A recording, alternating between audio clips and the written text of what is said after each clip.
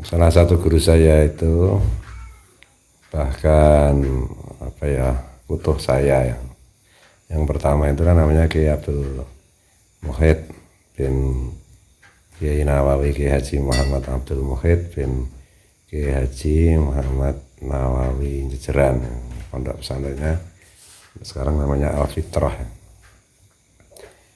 Kadang-kadang kan tanpa sengaja atau ya enggak ya, aku itu kan dulu sebelum dilarang untuk mengisi pengajian di luar rumah itu kadang-kadang aku cerita tentang karomah kewalian beliau itu. Dan nanti pagi harinya itu beliau negur saya, kamu jangan buka-buka rahasia lah gitu. Ya padahal kan ya kalau secara kasat mata ya nggak mungkin beliau itu mendengar yang ngisi pengajian di kadang-kadang di luar kota, dan dulu kan belum ada internet, belum ada ya awal-awal tahun 2000 itu. Tapi kadang-kadang lupa, nanti ngisi pengajian di tempat lain aku cerita lagi dikit tentang karomah beliau, ditegur lagi gitu. Kamu jangan suka buka rahasia itu. Nah, sampai 3 kali itu, terus sampai akhirnya beliau itu Kiai Abdul Muhid itu, kalau saya manggilnya kan Pak D karena itu sepupu ibu saya itu kakak adik beliau itu kan juga diperistri oleh Abu Yatim Banten itu. Sampai akhirnya kembali ke cerita ya, itu beliau membuat kesepakatan lah dengan saya, meminta bikin kesepakatan saya itu boleh cerita tentang karomah beliau, kewalian beliau, dengan catatan kalau beliau sudah wafat.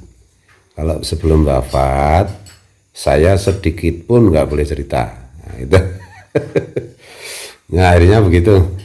Makanya, ya itu kan masih beberapa tahun sebelum beliau wafat itu. Saat itu ya saya benar-benar menahan diri untuk tidak bercerita sedikit pun itu. Nah itu beliau itu mengajak saya bikin kesepakatan itu, karena kata beliau begini, soalnya kamu itu mulutmu itu kalau direm sulit sekali, sukanya itu mau cerita aja, mau ngungkap rahasia aja gitu.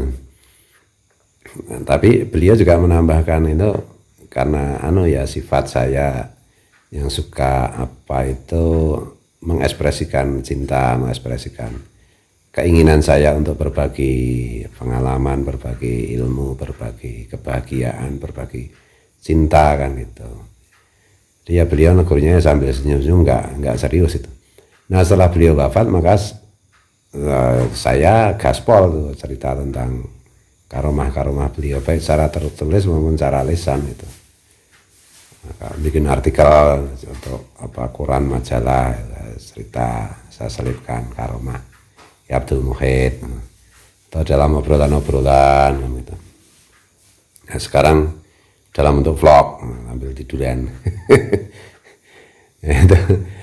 Dan bagi saya itu menceritakan kewalian itu kan bermanakib gitu ya, menceritakan kewalian seorang wali, tahadus bin nikmah kan itu, menceritakan tentang nikmat yang diberikan Allah, karena Allah mengangkat seseorang menjadi wali itu kan anugerah untuk bukan hanya orang yang diangkat menjadi wali itu, tapi juga anugerah untuk umat Rasulullah, karena keberkahan dari wali itu kan dirasakan oleh umat Rasulullah. Doa-doa para wali itu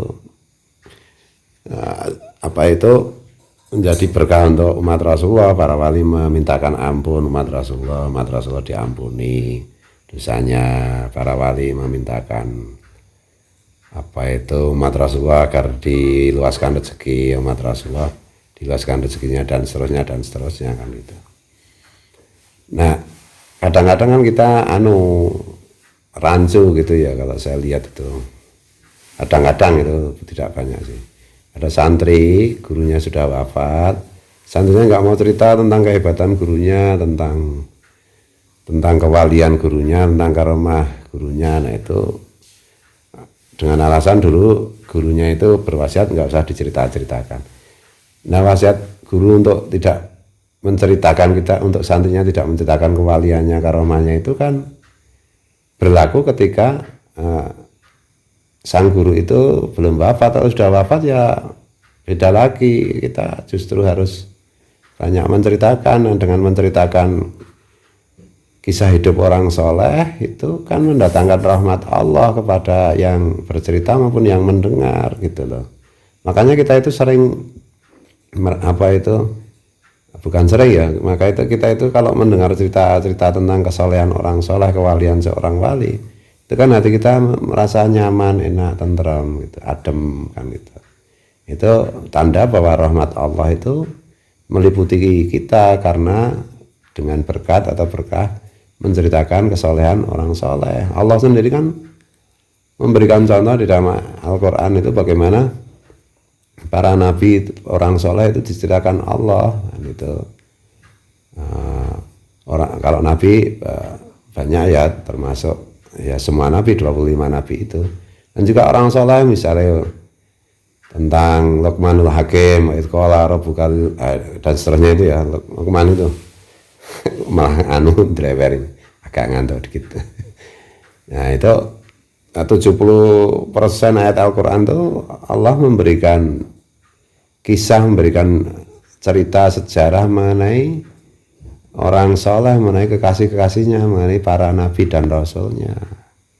Itu ya. Jadi jangan salah, kalau saya dulu waktu sudah ada kesempatan dengan Ki Abdul Muhyidd ya untuk tidak cerita ya saya tidak cerita kan. Tapi setelah beliau wafat ya saya harus bercerita supaya berkah keberkahan beliau, ilmu beliau, share yang ada pada beliau yang semua itu anugerah Allah melalui Rasulullah, apa itu terwariskan kepada sebanyak mungkin orang dengan cara bercerita, kira-kira kayak begitu ya.